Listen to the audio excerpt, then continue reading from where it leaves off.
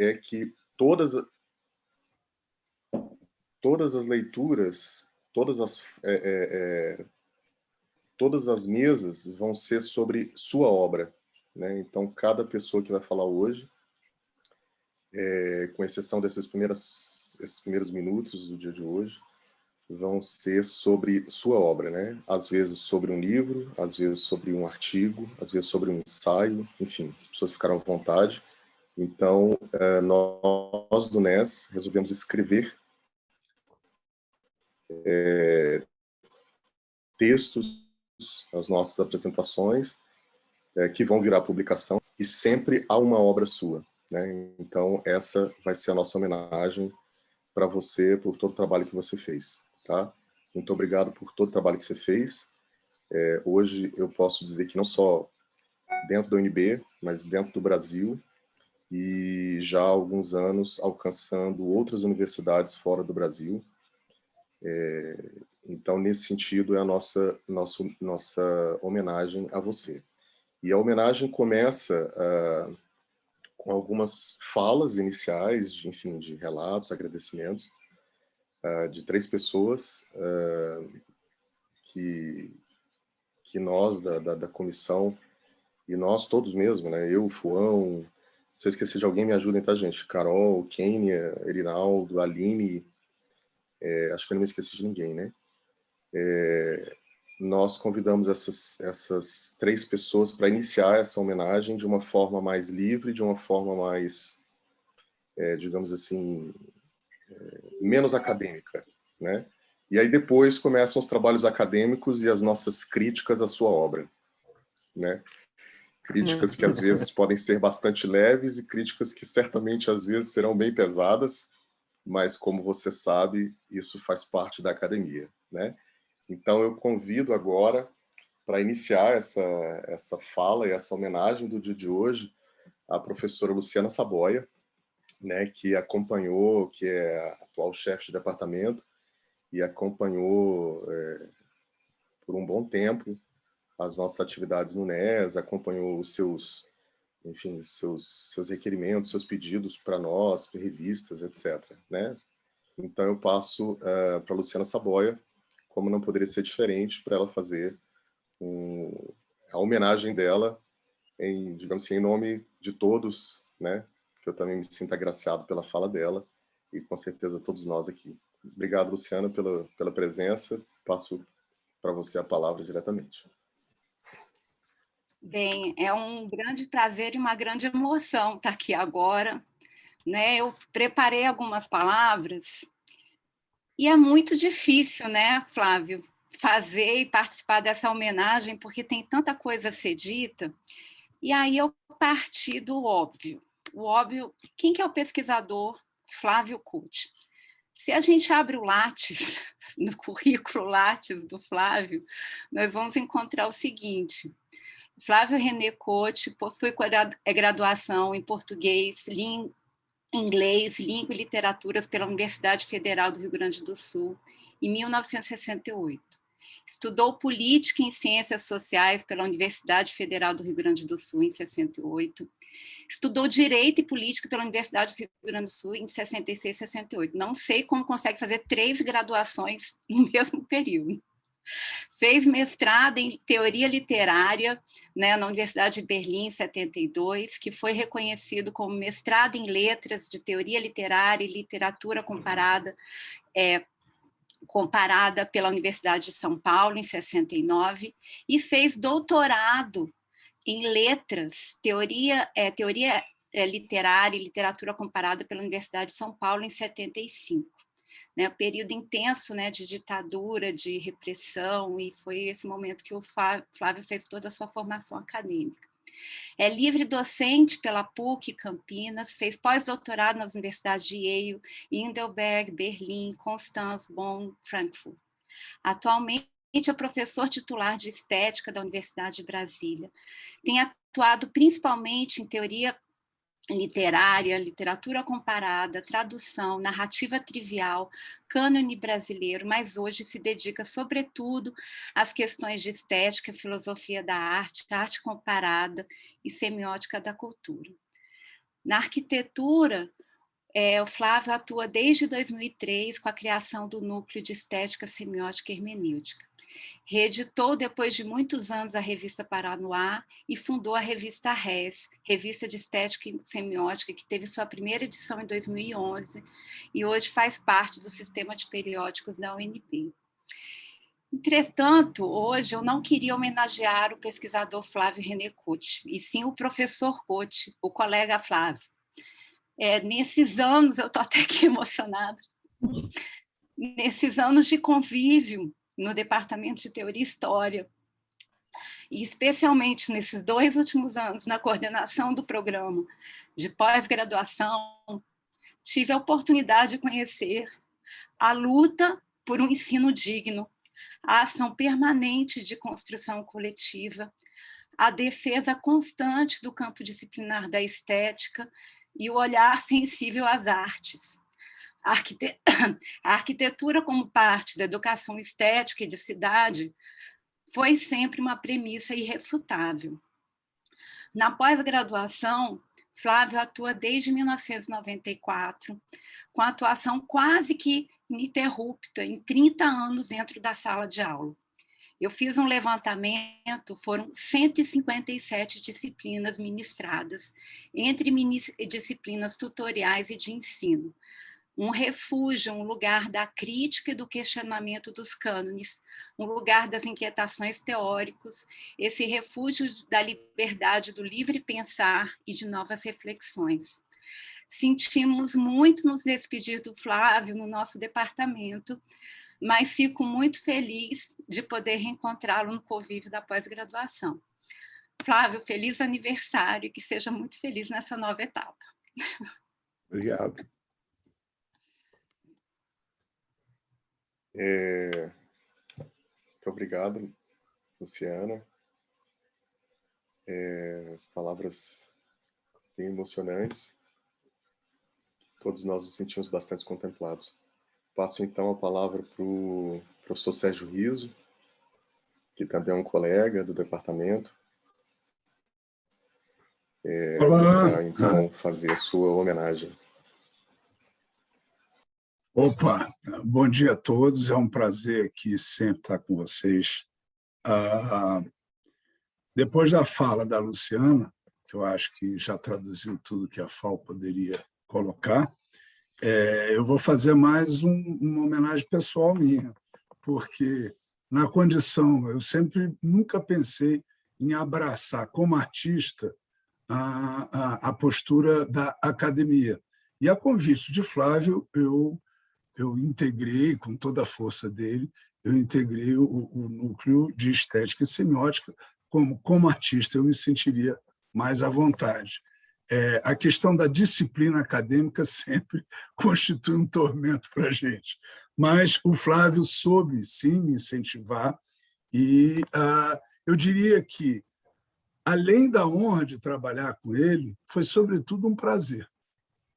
Um prazer no sentido de que havia uma identificação com relação ao nosso conceito do que é arte e de onde a arte se relaciona intrinsecamente e, eu diria, inevitavelmente com a arquitetura, inclusive do ponto de vista histórico. Quer dizer, que em termos de formação acadêmica, a história da arte que é a minha especialidade, digamos assim, além de arte, pintura, desenho, essa coisa. Mas o Flávio foi um prazer. O que eu pude aprender nesse intenso convívio do núcleo de estética com a força dele. Porque, na verdade, a homenagem é mais do que devida, porque a alma do núcleo e o criador é o Flávio, e a ele se deve muito, né, do que aí está. Uma homenagem especial à sua significação como intelectual, como poeta, como filósofo, o homem do saber. Eu acho que o Flávio representa, sobretudo, isso. É aquela visão, digamos assim, antiga, né?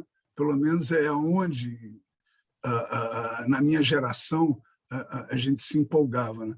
O Flávio representa isso, justamente, aquele professor que transmite o saber na sua mais pura concepção, aquela paixão pela transmissão do puro saber. E o Flávio representa isso. Eu sempre brincava com ele que, nas bancas, né, ele era duríssimo com os orientandos e tal, mas sempre ele dava uma aula. Era uma aula de estética, né? A cada fala dele, por mais dura que fosse a crítica com relação ao aluno em questão, ele sabia, ele passava uma aula de estética. É isso. Eu mostro que eu não quero me delongar muito aqui. Eu acho que o Flávio sabe, nós temos esse convívio. O núcleo foi um prazer trabalhar com todos vocês, tem sido um prazer trabalhar com todos vocês.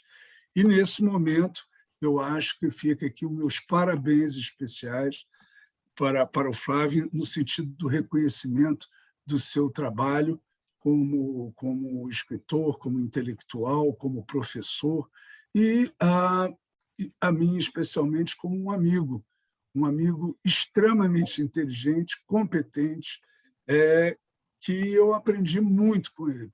E eu deixo aqui o meu obrigado e as minhas mais sinceras congratulações por toda a sua carreira e por tudo que você vai desenvolver a partir de então, que essa fase represente uma etapa importante na sua vida e que é isso. Eu gostaria de dizer que, mais do que honrado, que isso já está no seu convívio, já é uma honra, mas foi um prazer estar contigo no núcleo de estética. É isso. Obrigado. Obrigado, Riso. Muito obrigado pelas palavras. Também contempla todo o grupo. Passo, então, a palavra para o professor, não deixa de ser professor, né? Professor José Eduardo Giraldo, quem já foi professor uma vez, é professor sempre. José Eduardo Giraldo foi professor substituto de literatura de língua inglesa na UNB, né, em 96. Foi professor de literatura de língua inglesa no CEUB, entre 96 e 97. É bacharel em Direito pela Federal do Rio Grande do Sul. É mestre em Direito também pela Federal do Rio Grande do Sul. Iniciou o doutorado lá, mas não concluiu, e licenciatura em Filosofia também, concluída também. Atualmente é ministro conselheiro da Embaixada do Brasil em Sarajevo, Bósnia e Herzegovina. Então, foi estudante do COTE há muito tempo, então, certamente, tem alguma coisa que, de repente, pode ser revelada e a gente não sabe. E passo a palavra, então, para o José Eduardo. Obrigado pela presença. Professor, diga se estão me ouvindo. Eu não tenho muita prática nesse Zoom e o meu equipamento aqui não é dos melhores. Está tudo bem? O volume está bom? Tá um pouco embolado, mas está bom. Eu acho que o microfone talvez esteja longe, não sei. E agora? Mas... Agora melhorou? Melhorou um pouco, melhorou. Sim.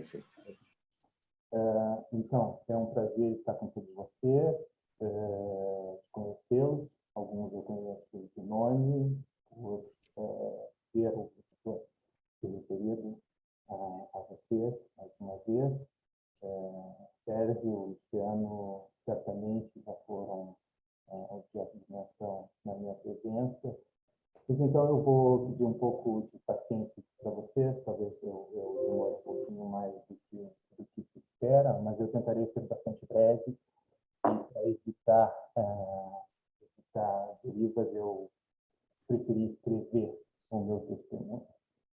Portanto, com a licença de vocês, eu agradeceria, né, e agradeço, surpreso e lisonjeado ao professor Carlos Luciano Coutinho e a todos os integrantes do Núcleo de Estética e Semiótica e do Programa de Pós-Graduação em Arquitetura e Urbanismo da UNB, pelo convite para dar um testemunho sobre a carreira do meu estimado professor Flávio René Couto.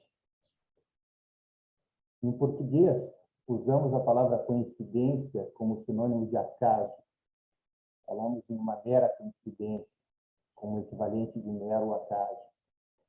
E assim podemos falar de uma feliz coincidência ou de uma igualmente triste coincidência.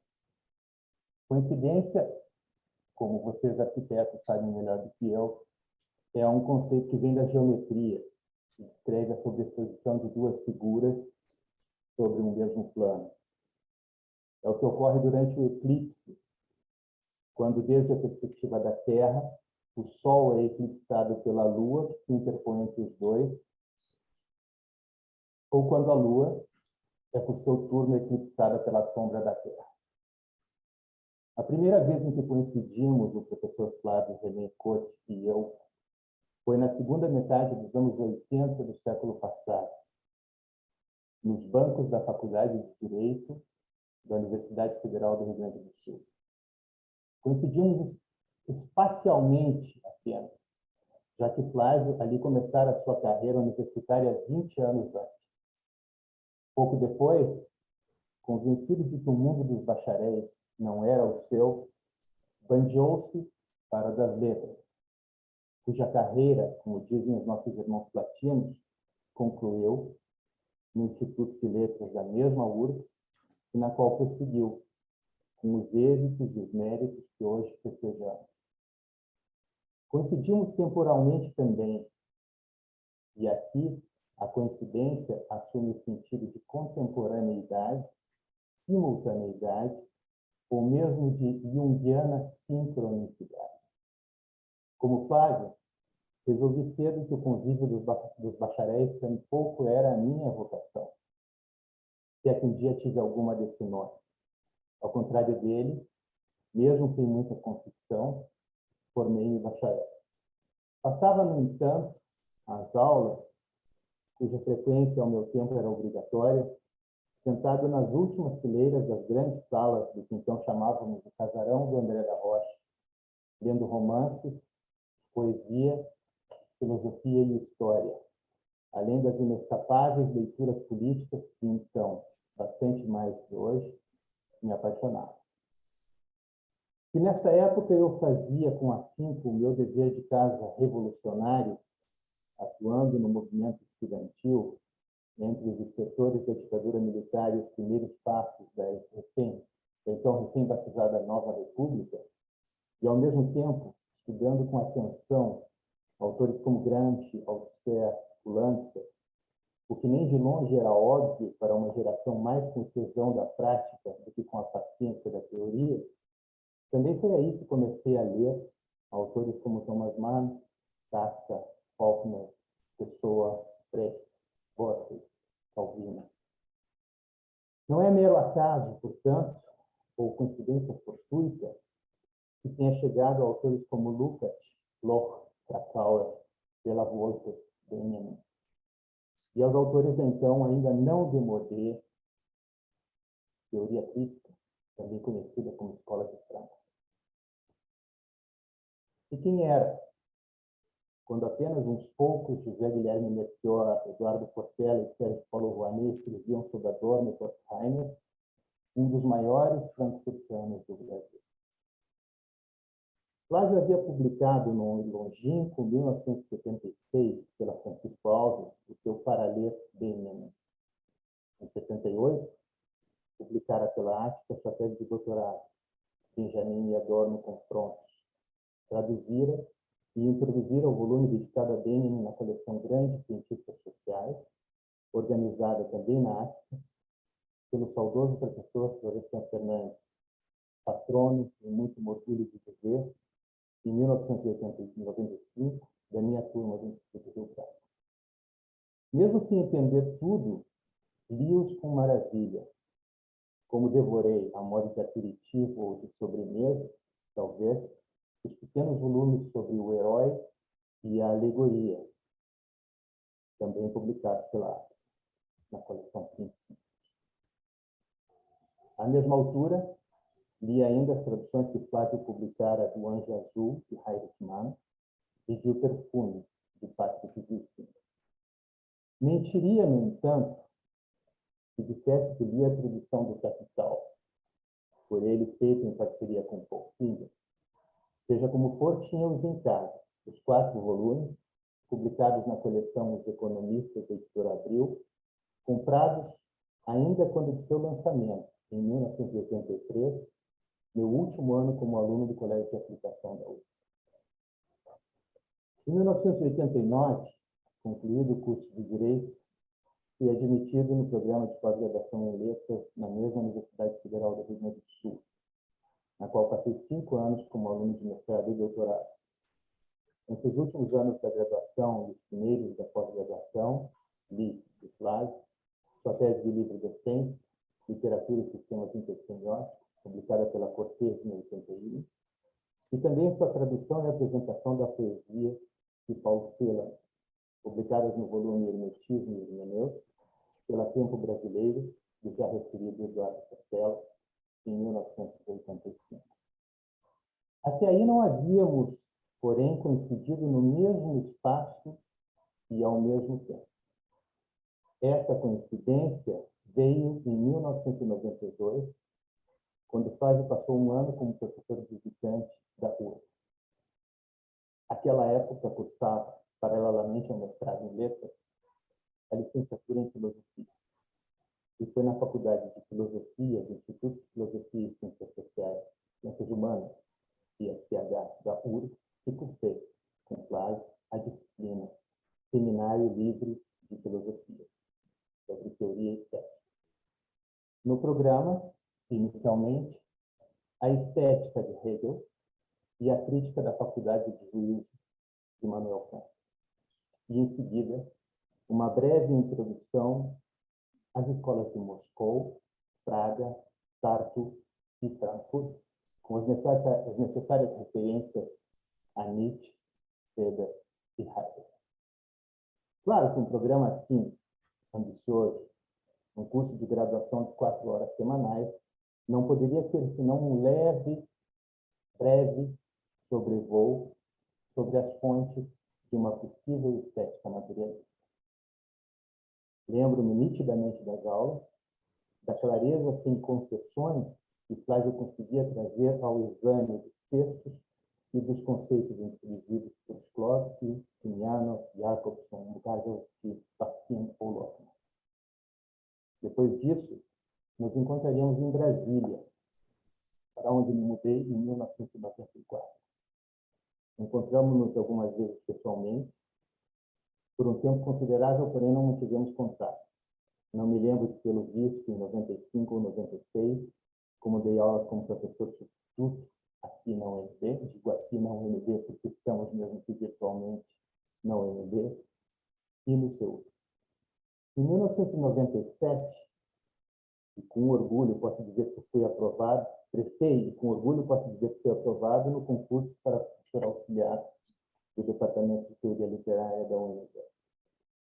Fizeram opções pessoais minhas que não viessem integrar o quadro permanente dessa universidade, que é um verdadeiro símbolo da utopia brasileira, e na qual agora os meus filhos, ambos de 18 anos de idade, se preparam para ingressar.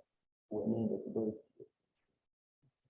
Passei os últimos 25 anos indo e voltando a Brasília e outras cidades, entre Brasília e outras cidades, nas quais o meu contato com a vida universitária foi, infelizmente, muito limitado. Nesse período, não abandonei completamente a leitura dos livros de Flávio e de autores que conheci por seu intermédio, como Peter Schonde, Peter Bürger, Hans Robert Gauss, Jacques Derrida ou Paul de Man, cujos nomes para mim se confundem com eles. De lá para cá, li os 4 volumes do Cânone e li também a tradução do Nápoles de Nietzsche, publicados pela inestimável editora da Universidade de Brasília. E voltei a encontrar Flávio. Poucas vezes, infelizmente, muito menos do que desejava. Encontros que, de qualquer forma, sempre me inspiraram e nutriram na escuta e no diálogo com um professor e amigo que domina e sente-se à vontade nas várias áreas de um campo de conhecimento humano que o nome desse seminário, de alguma forma, tenta resumir: estética, hermenêutica e semiótica. E não só.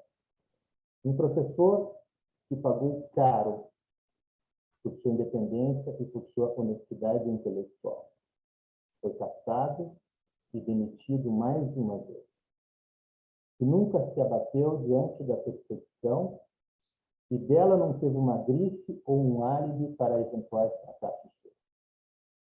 Que nunca cultivou o sectarismo e o espírito das cliques e das panelinhas. Que nunca renegou posições de amigos, que nunca praticou aquele esporte tão comum nos campos universitários e outras corporações, e que os franceses descrevem como se renvoyer l'ascenseur, ou o seu contraponto, a maledicência invejosa e a schadenfreude. Que nunca se dobrou às modas acadêmicas que importamos a cada década da América do Norte, essa lamentável pacotilha intelectual que bovinamente reproduzimos nos nossos conatos de modernização reativa. Não, Flávio nunca foi um intelectual à la paz, pop, politically correct. Flávio sempre foi, antes de tudo, um humanista. Outra palavra posta fora de moda pelas políticas fundadas no ressentimento e na ignorância. Um professor que entendeu desde cedo e dele não se afastou o objetivo da atividade do professor, da docência, da educação, da formação, daquilo que os gregos chamavam pedia, enfim. Para concluir, permitam-me citar um parágrafo da primeira conferência lida em inglês por Werner Jaeger na Universidade de Chicago, em 1937, às vésperas da Segunda Guerra Mundial. O objetivo da educação não é a atividade lucrativa, mas o homem. Ou seja, a verdadeira educação deve desenvolver a natureza e as faculdades humanas como um todo e não prepará-lo para um trabalho técnico apenas. Para os gregos, a educação em geral é uma educação política, desde que tomemos essa palavra em seu sentido mais elevado.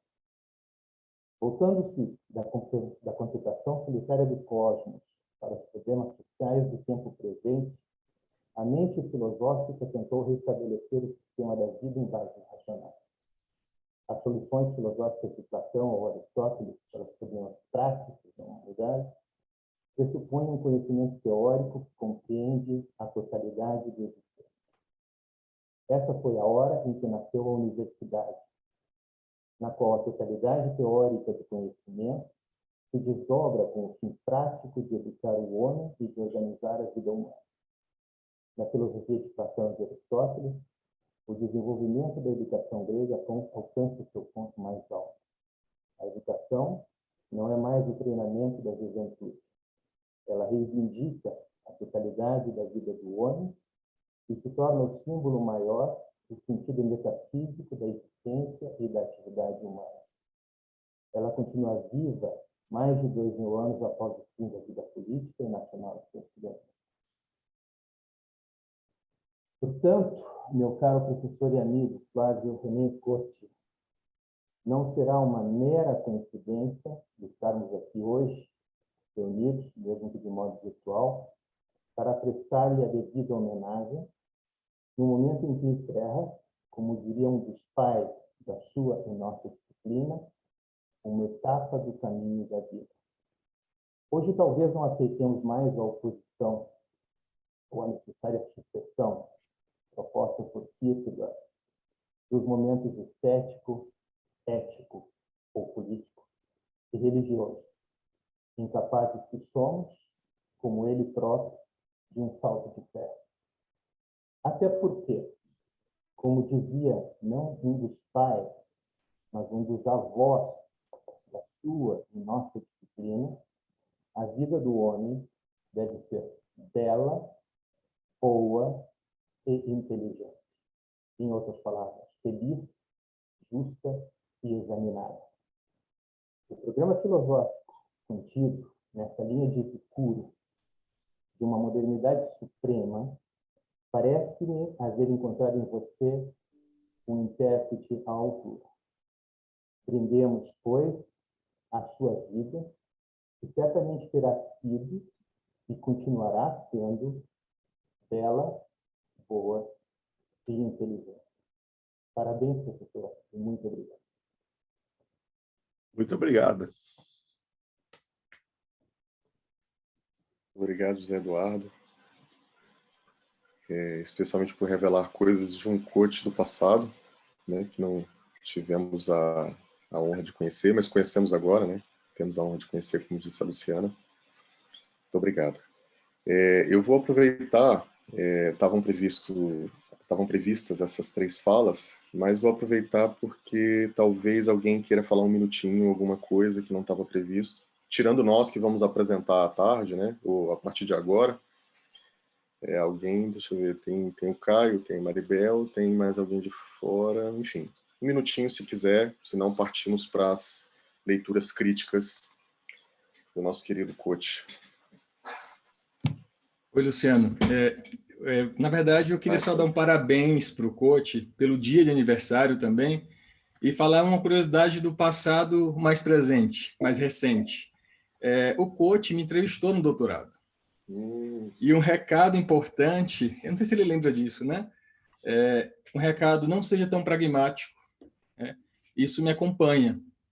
E agora, como futuro coordenador do PPG, o outro recado o PPG está de portas abertas para o coach, né? Falando em números, sendo um pouco pragmático, que ainda sou, precisamos muito do poder e da força do coach, e foi um exemplar colega e professor que, no período de pandemia, talvez o colega mais online de todos, o mais presente em cursos, palestras, reuniões, e isso é muito inspirador. Ele é um professor já titular, que todos os colegas de doutorado estavam com muito medo de serem entrevistados pelo coach, professor titular da FAO, naquele momento único. E, enfim, esse recado eu queria dividir com os colegas, acho que nem a Luciana sabia disso. Professor coach, você é um exemplo, parabéns, sucesso no evento, sempre muito inspirador e sempre aprendendo muito aqui com você. Era isso. Muito obrigado. Ok, Caio, esse é um recado muito importante, muito bom, acho que para todo mundo. Não sei se mais alguém, Fuão, volta a palavra, podemos encerrar, mais alguém? Acho que a gente pode encerrar então essa parte, eu volto a palavra para a Aline, que vai conduzir os trabalhos, as mesas, ao longo da manhã. Aline, fique à vontade. Bom, professor Flávio, espero que você goste dessa nossa homenagem, que eu sei que não vai estar à altura de todo o seu trabalho, mas nós estamos muito emocionados e nós esperamos que você goste, que você se sinta à vontade e também tenha identificação com ela. Bom, então, para continuarmos os trabalhos agora pela manhã, eu vou chamar o professor Dr. Manuel Curado, da Universidade do Minho, Portugal. Professor Manuel, ele está... Não, Aline, não. Esse é a programação antiga. A nova é agora... A Carol. No site. Carol. Ok, tá bom, então. Carol e Kênia. Ok, então, tá bom. Tá bom? Aí você faz o recálculo, tá? Que estava previsto para 8h30, nós temos 10 minutos atrás, você faz o recálculo para eles, tá bom? Tranquilo, muito bom. Então, vamos chamar agora, então, a professora Carolina Borges. A Carolina Borges, ela possui graduação em Arquitetura e Urbanismo pela PUC Goiás, mestrado e doutorado na linha de Teoria e História da Arquitetura e Urbanismo pela FAO-NB, pelo programa de PPG, com interstício na Universidade degli Studi de Palermo. É professora hoje no curso de Arquitetura e Urbanismo da Universidade Católica de Brasília e ministra de disciplinas de Teoria e História e Projeto. Professora Carolina Borges, seja bem-vinda a esse dia tão especial de homenagem ao professor Flávio. Obrigada, Aline. Bom, todo mundo está me ouvindo bem? Se tiver meio... A internet aqui está meio instável por causa da chuva, qualquer coisa eu mudo de lugar, mas acho que vai dar para transmitir por aqui mesmo. Bom, eu preparei minha apresentação falando sobre Vitrúvio. baseado no texto do Coach, que se chama Vitruvio Revisitado, e todas as aulas, né? Tudo que foi conversado. O meu doutorado, ele é sobre a relação do Vitruvio com a beleza, fazendo uma conexão, né, com o Tratado de Alberti.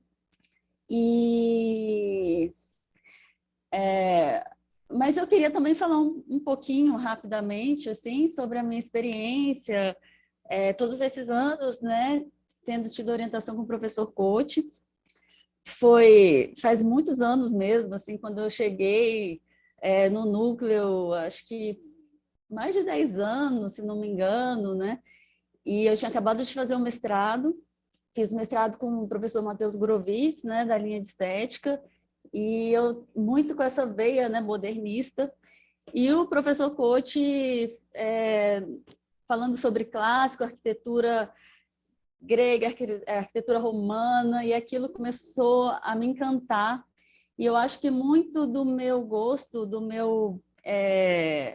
hoje, da minha predileção pela antiguidade clássica, se deve à influência que eu tive, né, durante todos esses anos do professor Flávio Coach, né, que me recebeu assim muito bem, sempre foi muito atencioso comigo, muito prestativo e sobretudo, assim, que eu acho que é o mais importante, né, que acreditou, né? Eu acho que isso é o que fica, né? Assim, você ter essa confiança, né, que ele sempre passou para a gente, assim, né, de você, e principalmente assim a liberdade, que a confiança, lógico, né, vai fazer com que a gente tenha essa liberdade. Então ele sempre, eu acho que eu me dei tão bem com o professor Coach justamente por isso, por ele ter dado esse espaço, assim, de você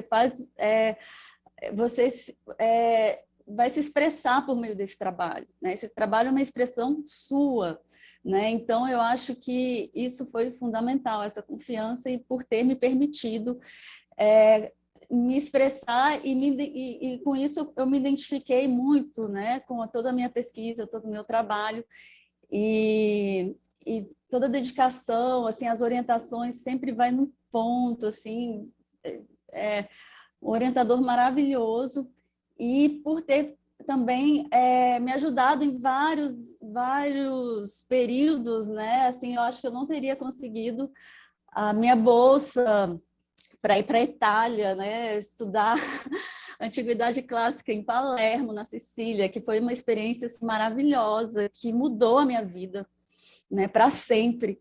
E eu acho que se não fosse o professor Coach, eu não tinha conseguido isso, né? Então, eu só tenho a agradecer, e eu acho que é uma coisa que não fica em mim, né? Porque eu sou professora, eu transmito isso, eu transmito esse gosto, esse amor que eu tenho pela pesquisa, pela arquitetura clássica que eu recebi, né? Assim, eu acho que isso foi também um grande legado do professor, e que eu vou deixar também para os meus alunos, né? Então, quer dizer, eu acho que isso que é o mais bonito, que é uma coisa que não fica em mim, que ela vai estar sendo transmitida. Isso que eu acho que é o que dá a imortalidade mesmo para nós, enquanto professores, enquanto transmissores de conhecimento. Bom, eu vou compartilhar aqui a tela. Eu preciso que o anfitrião autorize o meu compartilhamento de tela.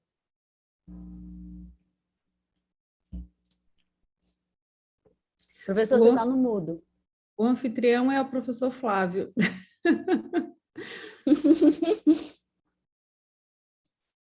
Professor Flávio. Liga o áudio, professor. Isso. Tá, eu autorizei já para todos, né, o compartilhamento de tela, né? E agora, Carolina, a gente está vendo. Tá bom, obrigado. Eu tinha me desligado na fala. Tá. Tá dando para ver?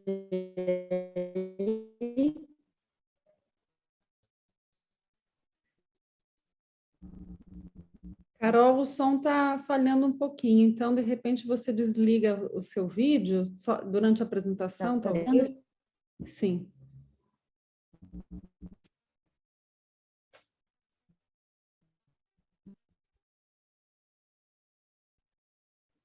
Está apresentando. Tá, Certinho. ok. Agora, tá para me ouvir? Tá. Bom,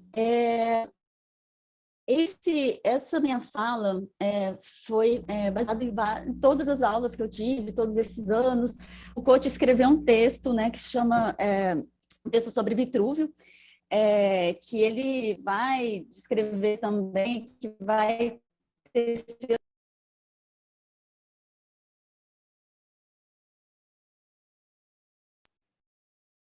Carolina?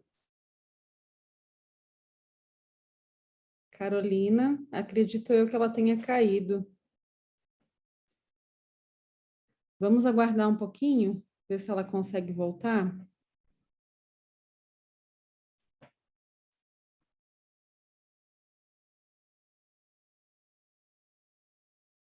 Acho que... Carol, o seu áudio está desligado. Oi, eu vou fazer o seguinte, eu vou mudar de lugar, para ver se melhora. Tá bom. Só um minuto. Ok.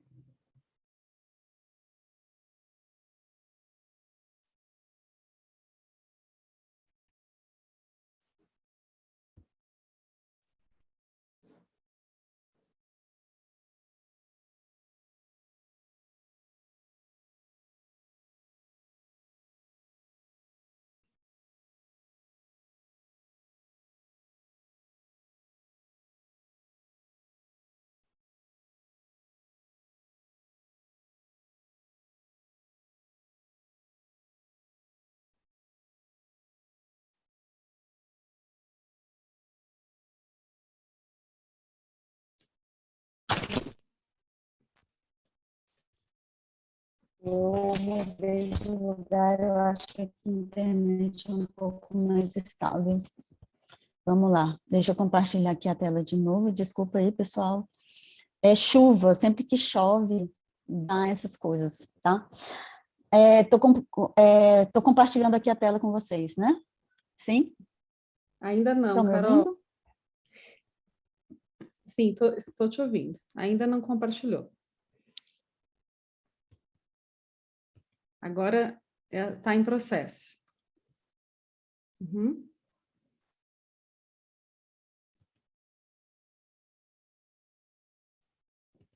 Sim, agora está aparecendo. Não? Sim, Tá indo? sim. Uhum.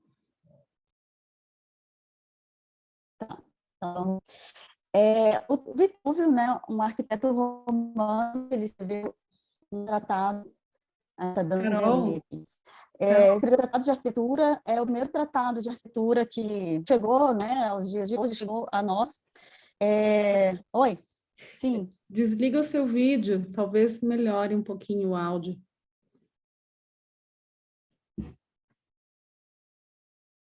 Vamos tentar fazer assim.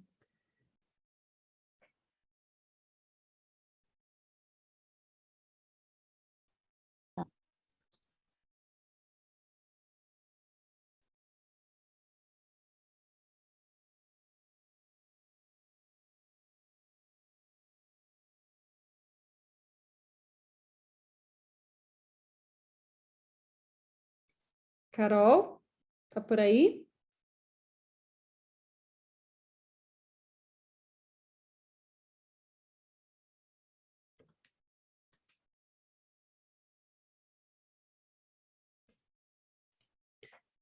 Carolina, tá nos ouvindo?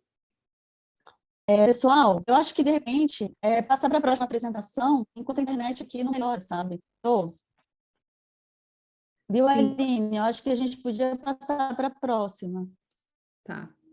Vamos ver se a Kênia... Kênia, tudo bem? Bom dia.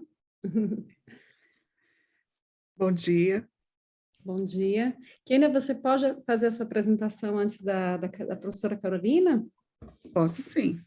Ai, que ótimo. Então, a Kênia que conduziu Com excelência o evento de ontem, parabéns, Kênia. Obrigada, Aline.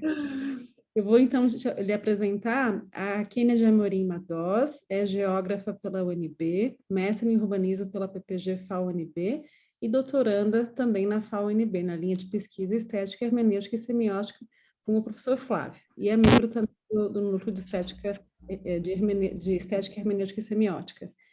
Kênia, a palavra é sua. Muito obrigada por ter atendido a solicitação. Obrigada, Aline. Bom dia a todos.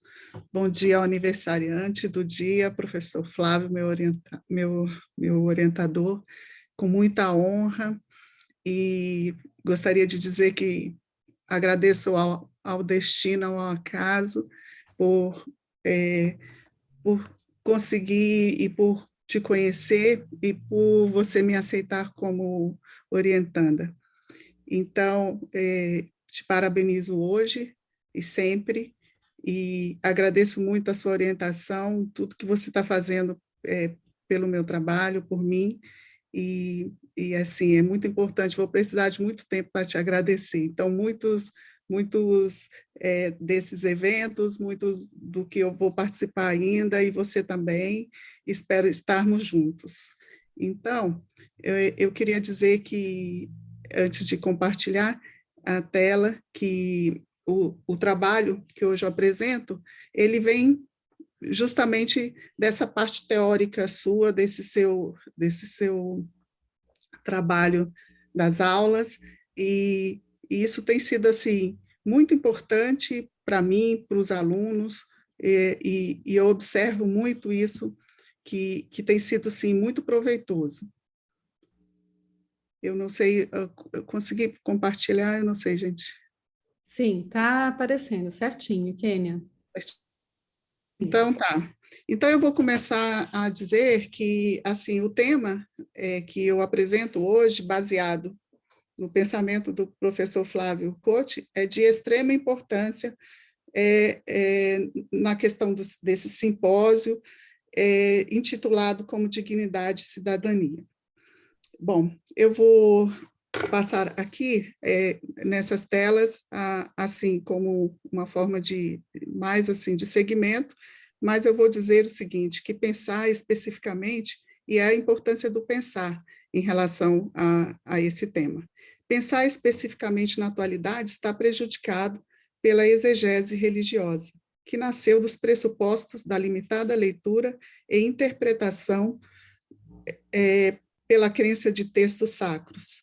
Esse é o ponto conclusivo que Flávio Cote apresenta como questão, que vai permear sua tese de que não há liberdade hermenêutica. O problema apresentado por Cote apresenta não somente a religião, mas a própria universidade, que também não procura buscar discutir os grandes problemas por meio de pensamento livre e crítico, na procura da verdade. Acrescenta também o autor que, fora da universidade, essa questão não é tratada. O resgate do estudo do pensamento é primordial, e por isso a questão consiste em considerar o pensar como forma de evolução e desenvolvimento do próprio ser humano. Mas o que vem a ser o pensar? Para essa resposta, a própria filosofia pode responder. Para Platão, por exemplo, o exercício do pensar é solitário e vem de um espanto, de uma perplexidade, consistindo em um erro direcionar o pensamento sobre a coisa. Nesse viés, o caminho está a pensar a coisa, pois pois aí que mora o fundamento do pensamento, e a partir dela que ocorre o seu aprofundamento. A esse respeito, necessário considerar a verdade, a liberdade e a imaginação como pressupostos necessários do pensamento. Ademais, nas grandes obras, sejam literárias e filosóficas, estão à base do pensamento, as quais devemos resgatá-las como estrutura para a evolução do pensar.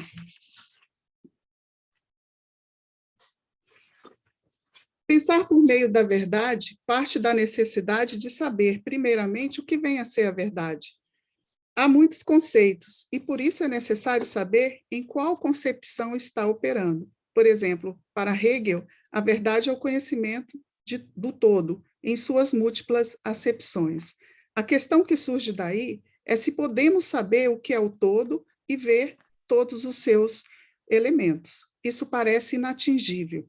É possível ver todos os aspectos da sociedade, os seus problemas? Isso não é fácil. Também não se pode confundir a verdade que vem de uma redução conforme determinado paradigma, pois o paradoxo pode não estar certo ou pode ainda ser insuficiente. Nesse sentido, a verdade para Tomás de Aquino é fruto da mente humana. Nesse caso, conforme Cote, Deus seria a própria contradição da verdade divina em suas múltiplas formas. Para Hegel, a verdade não pode ser confundida como aquela que opera em um certo período, um certo tempo. Mas podemos dizer o que é verdade, dizer que a verdade é universal?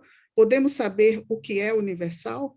Ademais, a verdade não pode ser reduzida somente à quantidade, como é na atualidade. Existem modalidades importantes, além da quantidade, que não são consideradas. Para Kant, por exemplo, seriam 4: a quantidade, a qualidade, a modalidade e a finalidade. Ou seja, a verdade deve abranger o máximo dos aspectos revelados dos objetos. Entretanto, Cote diz que não se percebe isso e acrescenta: o problema, então, está em saber quais seriam esses aspectos. Nessa questão, ressalta Cote, a verdade era para ser vista como contradição. A obra de arte deve exprimir essa ideia.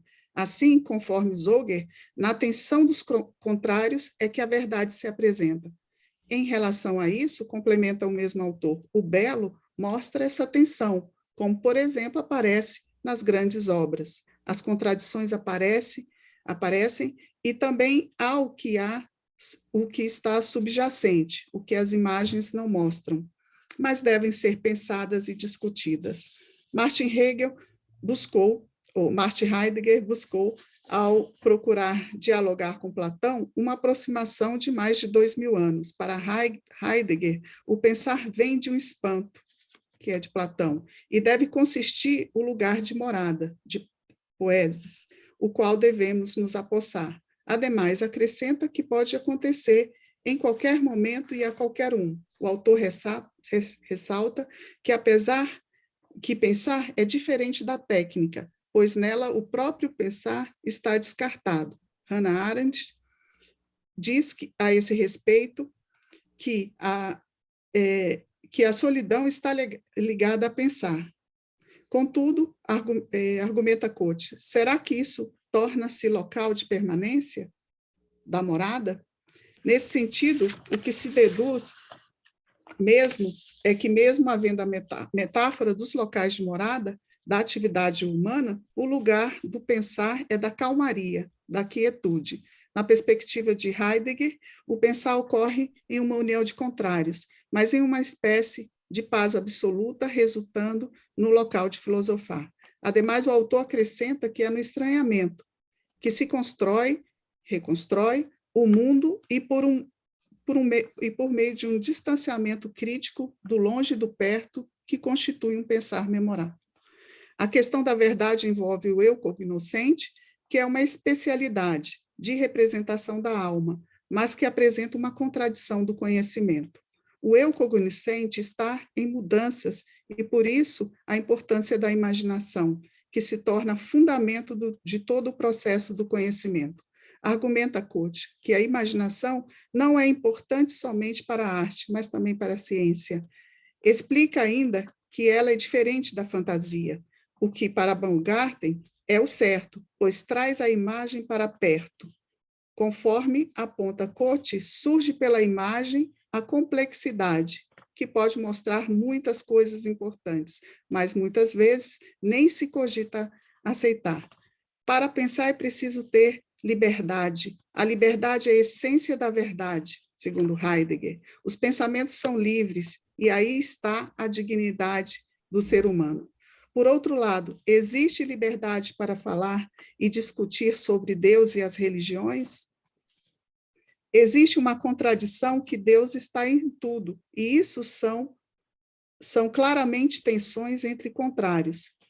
E a própria obra de arte está em tensão. mas existe também a incompatibilidade entre o real e o ideal. Muitas vezes o real é fantasiado, romantizado. Para Cote, o que ocorre é uma disjunção entre o real e o ideal. Um exemplo interessante é o poema de Castro Alves, apresentado como poeta dos escravos. Entretanto, conforme aponta Cote, para ele, o lugar do negro, que já estava no Brasil, era retornar à África. Assim é que o cânone colonial opera. Envolve também a interpretação que levava à confirmação desse mesmo modelo. Explica Cote que as obras literárias e de artes são determinadas pelo cânone brasileiro, resultando em uma doutrinação com parâmetros que estejam de acordo com o latifúndio escravocrata, o que aparece ainda hoje e ainda não se rompeu. Ocorre em outras formas, em outros modelos, que se repetem e que são revestidos. Dessa maneira, é importante diferenciar entre a exegese canonizante da hermenêutica crítica, que não pode ser filosófica, porque a filosófica tende a ser limitada das suas limitações. Isso é de Cote. Na estética de Nietzsche, segundo Cote, a obra de arte se torna refúgio do ideal. O filósofo percebeu que em certas obras, a idealização do baixo, isso é mostrado, conforme exemplifica Cote, em várias obras como Zola, que relata o grande amor pela prostituta de luxo, Carmen de Bizet, que é uma mulher cigana e capaz de amar mais de um homem, e mesmo como modelo idealizado em uma sociedade monárquica, a exemplo da Inglaterra, ou ainda como idealização marxista, demonstram a transformação do real segundo o ideal. Nesse viés, inúmeros exemplos podem ser citados da nossa sociedade. Assim, os direitos constitucionais são realmente direitos ou falácias? O salário mínimo pode oferecer tudo aquilo que ele diz ser capaz? Podemos afirmar que não existe escravidão? Podemos enxergar os efeitos da moderna agricultura e da pecuária nas mudanças do meio ambiente? Ou os seus benefícios por si justificariam os seus efeitos? A construção mercadológica das cidades trazem benefícios que justificam a transformação radical produzida? A esse respeito, Milton Santos diz que a totalidade deve ser vista como realização do interesse objetivo do todo através de fins particulares. E conforme Whitehead, o sentido da atualidade vem do valor que as coisas têm para elas mesmas, para os outros e para o todo. O que fica evidente é a necessidade de pensar de forma livre. Contudo, Cote questiona até que ponto temos liberdade hermenêutica. Um dos problemas acerca disso está no círculo hermenêutico, o todo e as partes. Entretanto, o que é o todo? O todo, por exemplo, pode parecer o resultado de uma obra, mas é necessário desenvolver aspectos que nem sempre são abordados. O todo pode também servir de propaganda ideológica ou abranger lacunas de pouca relevância. Tomando, por exemplo, uma obra de arte, A Última Ceia, a totalidade estaria num conjunto absoluto das partes e em relação mútua, podendo, inclusive, evoluir ao mesmo tempo para tornar-se uma outra e continuar a ser totalidade. A questão do círculo hermenêutico é um problema, pois tem uma parte que se entende de uma maneira, mas, por outro lado, tem ainda o paradoxal, isto é, depende da ótica que está sendo vista, daí o sistema parte do todo. Por exemplo, a globalização, a aldeia global, não é cada parte que compõe o todo, mas cada parte está na globalização, na medida que exerce uma função formal e a outra da informalidade. Nesse sentido, Milton Santos, em A Natureza do Espaço, Razão e Emoção, explica a noção de totalidade. É uma das mais fecundas que a filosofia clássica nos legou, constituindo um elemento fundamental para o conhecimento e análise da realidade. Segundo essa ideia, todas as coisas presentes no universo formam uma unidade. Cada coisa nada é nada mais é que parte da unidade do todo, mas a totalidade não é simplesmente a soma das partes. As partes formam a totalidade. Não bastam as partes não bastam para explicar o todo. Ao contrário, a totalidade que explica as partes.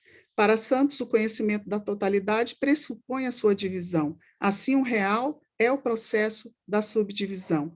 E pensar a totalidade sem pensar a sua cisão é como se esvaziássemos de movimento. A totalidade está sempre em movimento, no incessante processo de totalização. Dessa forma, conforme explica Milton Santos, Sartre, ao ressaltar o papel da totalização, está aplicando o que recebeu da herança de Hegel, qual seja, a verdade é algo que está sempre emergindo e tendendo a tornar-se uma totalização. A revisão dos valores que levam à contradição é importante para a compreensão. Situações em que a teoria se mostram vital, nem sempre são aceitas. Assim surge a questão muito importante que é o método. Gadamer postula em sua obra maior, Verdade e Método, que a hermenêutica, ao longo do processo de interpretação, vai questionando e desenvolvendo os seus pressupostos, o que vem a ser a hermenêutica filosófica. Nela, ocorreria a desconstrução e logo a construção da interpretação, enquanto que a exegese religiosa nunca vai questionar a própria crença. Nesse sentido, que Flávio Cote alerta que é preciso ter cuidado, pois pode precisar aceitar outras respostas que não estão no método. E prossegue, o método é redundante e não consegue ver o que é mais importante. A liberdade hermenêutica admite outros sentidos, significados da obra de arte, mas, de modo geral, a filosofia não questiona os filósofos.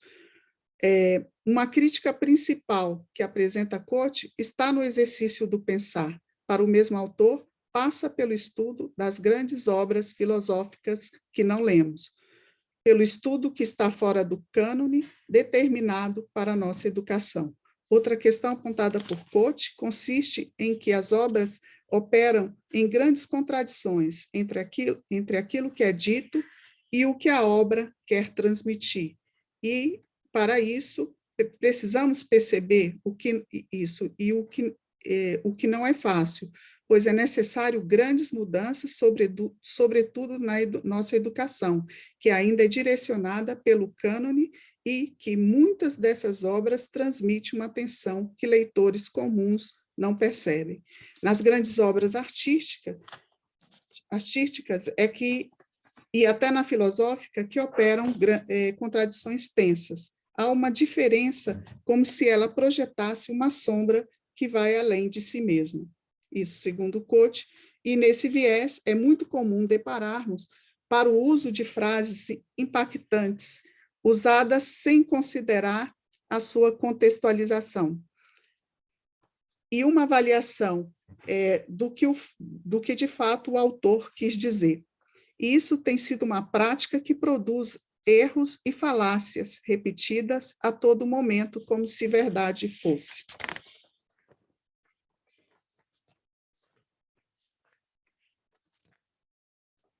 E, para concluir, a importância do pensar na atualidade já é uma questão de sobrevivência, além do comprometimento inevitável para as futuras gerações. E muitos fatos estão aí demonstrados, como as alterações no aumento da temperatura do planeta, que tem provocado desastres e flagelos no nosso país e em todo o mundo. São consequências da ação do maior predador da atualidade, o ser humano. E conforme Cote, a notória frase que distinguia a Terra dos demais corpos do sistema solar mudou em menos de 60 anos para o céu da Terra é negro. E isso é o que revela o atual estágio de devastação e inércia, de modo geral, em nosso planeta da era do homem. Temas como a agricultura moderna também é importante discutir. A agricultura é uma indústria motorizada de alimentos e que causa extermínio, segundo Marcuse. Mas nós não estamos acostumados a ver as fronteiras agrícolas como fontes de extermínio da natureza. Para Cote, é uma espécie de campo de concentração. Nesse sentido, construir cidades e casas é, ao mesmo tempo, destruir, resultado ainda hoje da falta da consciência ecológica. E na questão das enchentes, poluição, desastres, por exemplo, culpam a natureza sem perceber que foram provenientes das ações humanas. Podemos acrescentar que estamos há muitas décadas sofrendo uma espécie de lavagem cerebral sobre o que seria o correto e o normal. E para finalizar, conforme Cote conclui acerca disso, temos que ter abertura para essas contradições subterrâneas que aparecem nessas obras e ter a coragem de mergulhar nesses abismos que se abrem e insistir que a hermenêutica não é filosófica por seu objeto, mas pela sua atitude em relação à busca. Ela não pode ser dogmática, calcada em crendices. Ela deve ter o primado da dúvida e do questionamento. E ainda temos que ter a abertura para ver esse lado. O nosso sistema educacional é muito mais doutrinador e dogmático e não questionador, como os países de marca luterana. É isso, muito obrigada. Muito obrigada, Kênia. Acho que a sua apresentação ela é circunstancial e vai direto ao ponto, diríamos assim, né? Muito bom. Obrigada. Vai despertar aí, com certeza, alguns comentários e uma conversa posterior às apresentações. Então, agora eu vou convidar a professora Carolina Borges para voltar à sua apresentação. Sim. E logo depois, então, da sua apresentação... Vou compartilhar aqui a tela com vocês. Fazemos os comentários. Ok. Vocês estão conseguindo visualizar? Sim, agora na sim. Tela? Sim, conseguimos sim. Carol? Sim? Sim. Tá. Então, eu vou continuar aqui do onde a gente tinha parado. Se tiver um problema, vocês por favor me avisem. Bom, Vitruvio foi um arquiteto romano que escreveu um tratado de arquitetura, que é o primeiro tratado, né, que chegou aos nossos dias. Carol? Provavelmente foi o primeiro tratado de arquitetura e ficou, na Idade Média, ele ficou meio que manuscrito. Oi? Desliga o seu vídeo, está dando um Sim. pouquinho de interferência.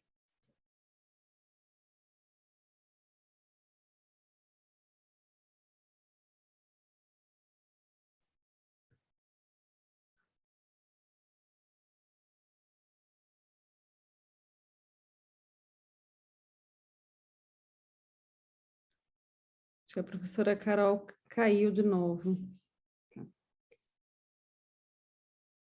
Vamos aguardar um pouquinho. Ok.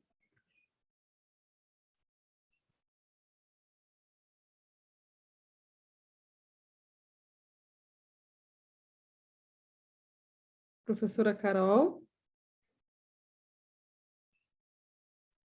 Oi, tá péssimo hoje, né? Aline, está me ouvindo? Sim, estou ouvindo bem sim. Mesmo, né? Mas agora melhorou. Tá. Então, o Vitruvio, que foi um arquiteto romano, o Tratado de Arquitetura do Vitruvio foi o primeiro tratado que chegou a nós. Na Idade Média, ele ficou... Não que ele tenha sido desconhecido durante a Idade Média, mas ficou nos mosteiros de acesso bastante restrito, eram manuscritos que estavam ali meio soltos, meio desorganizados, e aí no Renascimento foi que esses manuscritos finalmente foram organizados e publicados. O Alberti, né, que foi o primeiro arquiteto, depois de Vitrúvio, a escrever um tratado de arquitetura, ele se baseou. Eu não estou compartilhando a tela agora, eu estou tentando. Eu acho que assim fica mais estável. Quando for fundamental, eu compartilho. Ah, tá bom. Então, oi. Não, isso aí, ótimo. Então, eu acho que fica melhor assim, porque enquanto eu não estava compartilhando, eu estava seguindo. Aí foi só eu compartilhar que ficou caindo, né? Mas vamos lá. Então, o Alberti se baseou no Tratado de Vitrúvio para escrever o seu tratado e foi, assim, quase que uma releitura, né? O Tratado de Vitrúvio é dividido em 10 capítulos, ou 10 livros, né? E o de Alberti também. Então, para o leitor renascentista, o Tratado de Vitrúvio e de Alberti foram quase que contemporâneos na publicação. Os dois foram publicados meio que contemporaneamente. Em que o Alberti se baseou, né, para escrever o Tratado de Vitrúvio? Vitrúvio fala de arquitetura, mas fala também do homem, né? O Vitrúvio está o tempo todo relacionando a arquitetura com o corpo, né? Fazendo essa relação em termos de proporção e tudo mais. Enquanto que o Alberti, ele também, como o humanista deveria ser, ele vai também trabalhar essa questão do homem, do corpo, e escreve um tratado, né, que aparentemente é sobre arquitetura, que de fato, né, fala muito sobre arquitetura, mas fala principalmente sobre a cidade, né? Então a cidade é uma grande casa, a casa é uma pequena cidade, né? Para o Alberti não existe essa distinção do que é cidade, do que é arquitetura, porque o que forma a arquitetura o que forma a cidade é a arquitetura, mas que no fundo está subjacente à ideia de que é um tratado sobre o homem, né? Então o Tratado de Alberti é um tratado sobre o homem no sentido de que a cidade ela deveria ter, né, todas as condições de promover uma consciência de cidadania no homem, né? Então, isso é fundamental, esse entendimento de que toda a questão ali que está sendo discutida no Tratado de Alberti, no fundo, diz respeito a essa construção do homem, e o homem perfeito, né? Que é o que os renascentistas estavam buscando o tempo todo, é a perfeição, que também não deixa de ser uma herança, né, da antiguidade, principalmente da Grécia Antiga, né? Essa ideia de perfeição, de buscar a perfeição, né? Claro que existe uma grande diferença, né? Quando a gente fala de antiguidade, meio que a gente coloca no mesmo saco Grécia e Roma, mas que não é real isso, né? Existe uma grande diferença, né, do período grego e do período romano. Inclusive, para o Vitrúvio, Grécia era uma coisa muito antiga, né? A gente meio que fala de antiguidade clássica, né? Na verdade, o que é o clássico, né? Não existe isso. E não existe greco-romano também, né? É antiguidade. E aí, quando o Vitrúvio ele vai tratar dos monumentos da Grécia Antiga, ele fala como se fosse uma coisa muito antiga, né? Ele tem como referência o templo grego na sua pesquisa sobre a beleza, mas que serve como um pressuposto ali para construir uma teoria, mas que não faria nenhum sentido, né, no período romano, se construírem templos gregos, né, aquele templo que não tem espaço interno, né, enfim. A estrutura era outra, os programas, o contexto, os recursos disponíveis eram outros também, né? Então, o Vitrúvio ele toma como referência a Grécia no sentido da beleza, mas sabendo que aquilo não teria uma aplicabilidade no período que ele estava vivendo. E nós hoje, né, até hoje, nós somos gregos, porque o nosso padrão de beleza, ainda hoje, é baseado nos pressupostos da estética grega, né? E quais são esses pressupostos, né? Essa relação com a natureza, é a mimese, né? Então, mimese é a imitação, né? Que é muito diferente da cópia.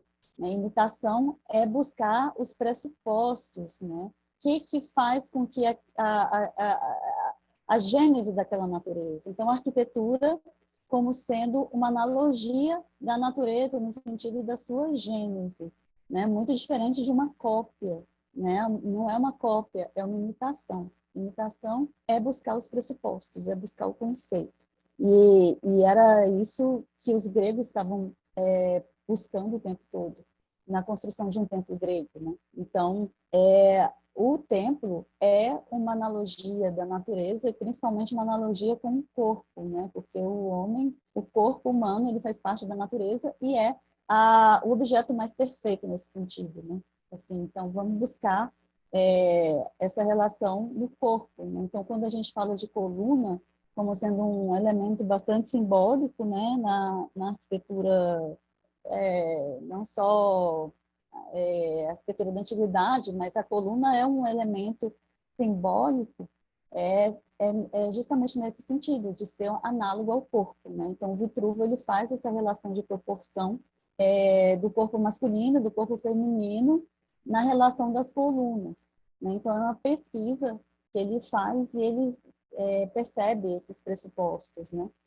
E essa questão da pesquisa das ruínas gregas vai ser fundamental para a construção do Tratado do Vitruvio, que Alberti vai fazer também, né? Ele vai buscar isso. E não só Alberti, como vários renascentistas, né? Eles vão fazer essa pesquisa de quais são os pressupostos da arquitetura clássica para a produção de uma arquitetura moderna, né?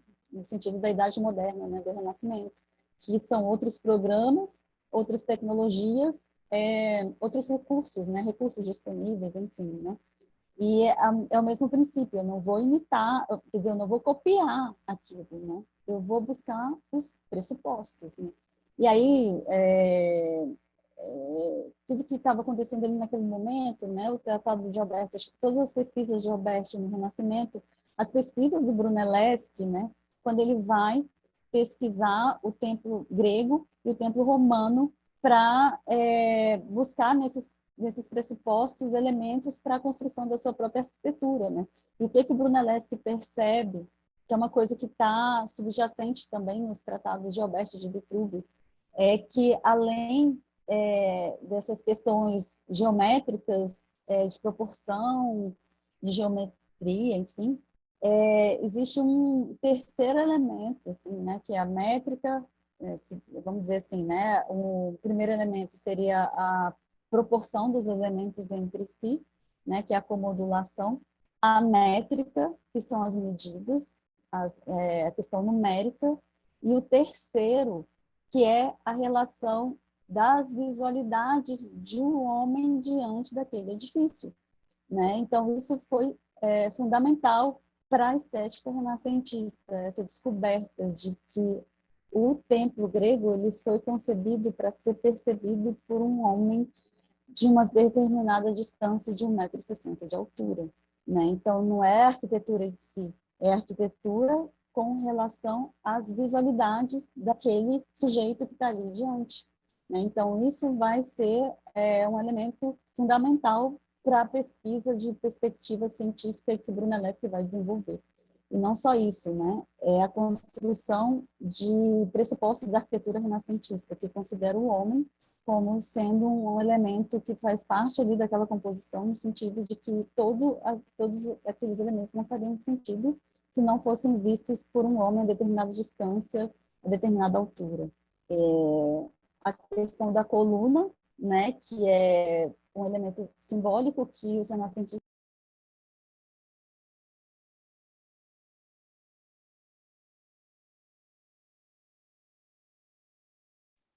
A professora Carol está voltando.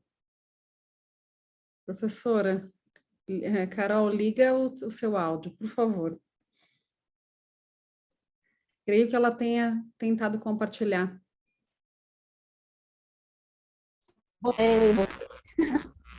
Voltou. Oi. Estão me ouvindo? Tá. Então, a questão da coluna no Renascimento que vai ser resgatada no sentido de elemento compositivo, né? Elemento compositivo de fachada. Então, a estrutura ela é agora uma linha de composição, e aí vai ter essas questões de comodulação, euritmia, né? Então, o que é a euritmia, né, para o Vitruvio? A simetria, né? Carolina. Simetria para nós é espelhamento, né? Oi. Você quer me enviar a sua apresentação e eu compartilho? Você acha que é necessário? Talvez seja melhor ela continuar como está, né? Para mim não está funcionando. Tá bom. Ok, então tá bom. Continuamos como está. É porque ela está falando de imagens, né? Oi. Eu não compartilhar nenhuma? Tudo bem. Não vai dar para compartilhar mesmo. Se você quiser me dia de chuva, pessoal. Eu peço desculpa, mas eu estou no meio do mato e tá bom, então. Pode ir. Quando chove, fica assim. Tranquilo. Tá, eu vou seguindo aqui, então. Tá, então, essa relação, né, do intercolúnio, então, tá, a simetria, né, o que para nós é espelhamento, para o Vitruvio está relacionado com a relação das partes com o conjunto, né, relação de geométrica. E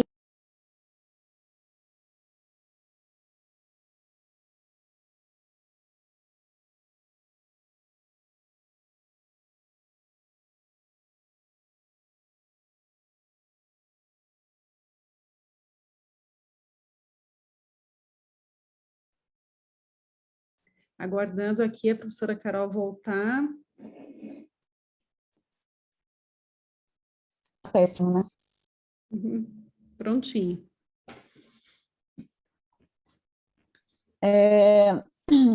Vou tentar continuar aqui, mas eu vou resumir bastante, então, porque eu acho que vai estar bem complicado.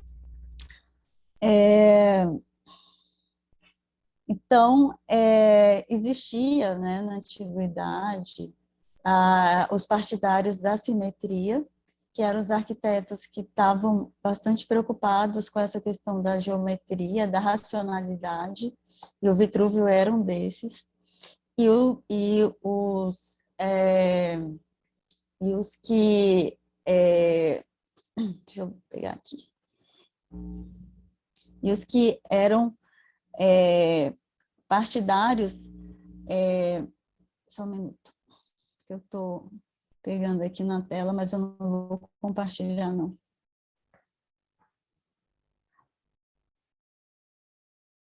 E os que eram o Vitruvio, que era partidário da simetria, acho que talvez eu leia aqui alguma coisa.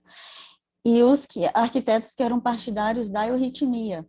Então, as duas coisas meio que se completavam, né? A simetria era ordem, regularidade, era racionalidade, e a euritmia estava relacionado com as impressões, com uma questão mais de subjetividade. Por mais que não existisse esse conceito, como nós conhecemos hoje, de subjetividade, mas eles sabiam que existia uma coisa de sentimento, né? Então, o Vitruvio fala em sentire, né, no tratado. Então, a questão do emocional, do intuitivo, isso eles entendiam. Então, muitas vezes, o Vitruvio ele entendia que era importante abrir mão dessa regularidade, dessa simetria, para que haja uma percepção da forma, né, como eu estava comentando, né, que a percepção do sujeito era importante. Então, como que o sujeito vai perceber aquele monumento, né? Então, para isso, eles utilizavam a euritmia. Euritmia é uma dimensão subjetiva. Isso o Plotino depois vai desenvolver bastante, né?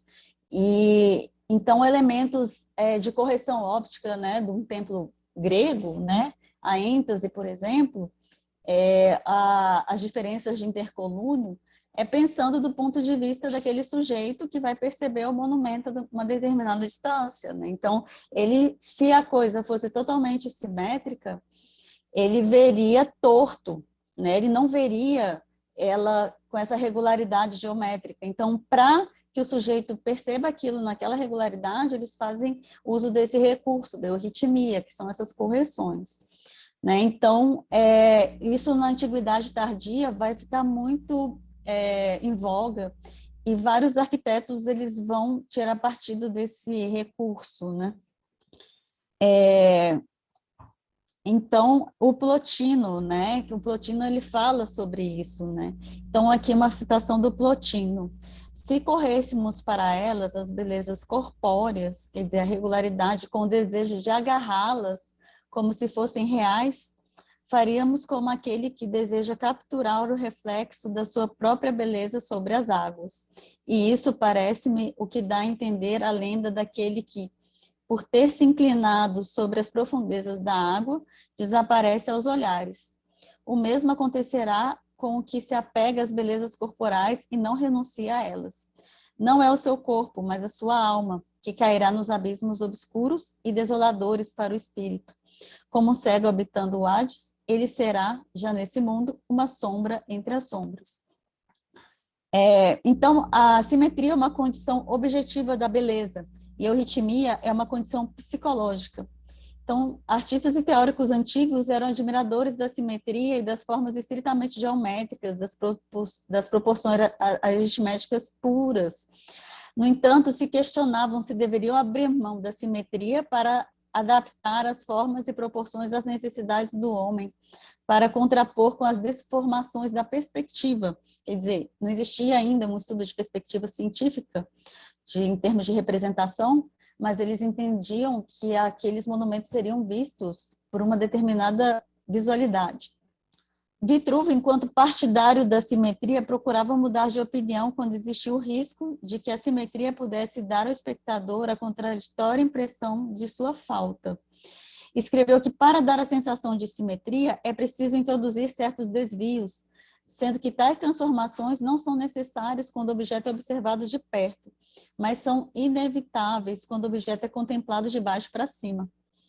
Para chegar a essa conclusão, recorreu à prática e à tradição dos arquitetos antigos gregos, que introduziram na construção dos templos certas irregularidades com o objetivo de parecerem regulares. Então, a simetria era um valor a ser alcançado, mas, paradoxalmente, somente por meio das distorções, das irregularidades, que a simetria e a racionalidade se faria visível. Ou seja, era por meio da euritmia que o objeto teria aparência de simetria. Simetria era ordenamento, métrica, lógica, razão. Euritmia era poesia e beleza. Era o aspecto sedutor da obra, que evocava as dimensões subjetivas do sujeito. Os fundamentos concluindo, né? Os fundamentos da postura estética de Vitruvio constituíam sua convicção sobre a existência de uma beleza verdadeira e objetiva, condicionada por leis da natureza. Um templo perfeito era para ele o produto das leis da natureza e não das feituras do homem. O homem poderia ser o descobridor das leis, mas nunca o inventor. Por outro lado, Vitruvio admitia uma correção das leis objetivas da beleza se fosse de interesse para as necessidades subjetivas do espectador. A euritmia deveria complementar e corrigir a simetria. Sobre esse aspecto, Vitruvio chegou a uma conclusão. A beleza dependia de razões objetivas e das condições subjetivas da percepção. Tá? Aí, com isso, eu concluo aqui a minha fala. Obrigada, pessoal, pela atenção e desculpa aí as falhas. Essa época é normal isso acontecer, né? Principalmente na Asa Norte, aqui em Brasília. Muito obrigada pelas falas, professora Carolina e professora Kênia. Eu abro esse espaço, se alguém quiser fazer algum comentário, se quiser fazer alguma pergunta. Eu tenho uma pergunta para as duas colegas, colegas de grupo, né? A Kênia um pouco mais recente e a Carol deve ter ali mais ou menos uns 11 anos, né, Carol? 10, 11 anos de convivência. Eu e a professora Carolina entramos juntas no processo seletivo do doutorado com o mesmo orientador, o professor Flávio, e fomos colegas por muitos anos na Universidade Católica e hoje somos amigas, muito próximas. E a Kênia, eu conheço ela há pouco tempo, mas tenho bastante simpatia e admiração. Gostaria de perguntar para as duas colegas uma pergunta mais direta. Que parte da obra e quais os textos do Flávio que influenciaram diretamente na construção da tese, no processo de estruturação do trabalho de tese? Bom, pergunta bem simples, né? Bem simples. Simples. Simples assim, responder. Mas eu poderia dizer que foram muitas. Desde as aulas que são muito teóricas, são muito relacionadas a muitos autores, que traz disso uma base muito importante e trouxe para o meu trabalho e está trazendo, e além assim de uma expectativa de mostrar como estruturar uma parte teórica, né? Você não pode ficar somente nos textos, em alguns textos. Você tem que procurar o que o autor quis dizer, a sua obra mais completa, até onde poderia atingir e conhecer um pouco mais daquilo que ele quer representar. Uma parte muito importante que o professor me ensinou e me ensina até hoje é a questão da interpretação. Então, ele faz isso de forma magistral, né? Ao pegar poesias, aquele livro dele relativo ao Paul Celan, ele faz muito bem isso. E ele é um exercício que eu uso para o meu trabalho, que é a interpretação da sociedade, que o meu tema é justamente esse, na questão da moradia, de habitação social. Então, eu tento ver a paisagem, tento buscar a interpretação das imagens e da paisagem nesse sentido, buscar tanto na questão horizontal e vertical, procurar autores, procurar a própria realidade, e daí trazer, assim, ver a unidade, ver o que de substancial e representativo a paisagem me mostra. Então, nesse sentido, está sendo muito rico a apresentação e os trabalhos do professor Flávio Cotti, nesse sentido. Seria, assim, e está sendo imprescindível a participação dele na minha tese. Seria isso. Professora Carol?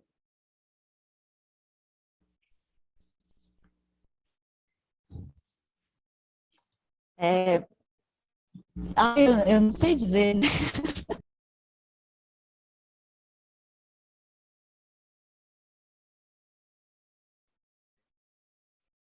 Creio que a professora Carol esteja com algum problema.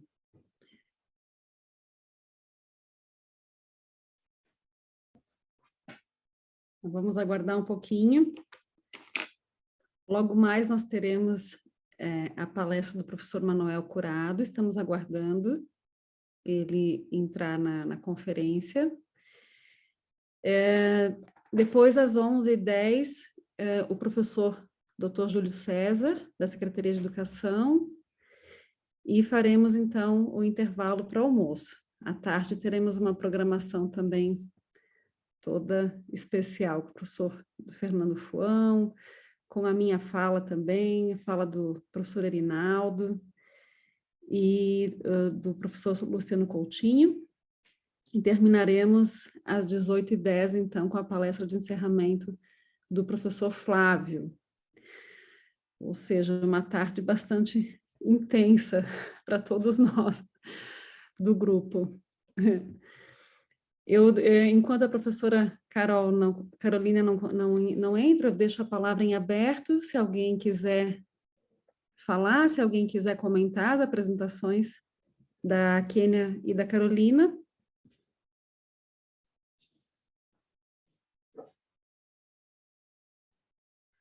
Talvez seja bom fazer o intervalo agora, porque daqui 5 minutos o professor Curado vai procurar entrar, entendeu? E aí, sabe como é que é? Ele pediu para esse outro horário, vamos ter que respeitar, vamos ver se dá tudo certo de Portugal para cá, né? Porque eu não estou vendo ele na lista dos que estejam presentes por enquanto, né? Ele ainda não entrou, Não, mas... Flávio. Então, eu acho uma ótima estratégia. Nós fazemos, então, um intervalo agora para um café, para uma água, certo? Para recuperar o fôlego. Enquanto isso, nós aguardamos o professor Curado entrar. Flávio, dá para pausar ou interromper a transmissão, ou nós deixamos a transmissão correndo? Não. A transmissão vai ser contínua. Ok. Tá? Então, deixamos ela contínua no intervalo. Tá, joia. Então, faremos um intervalo de aproximadamente uns 15 minutos.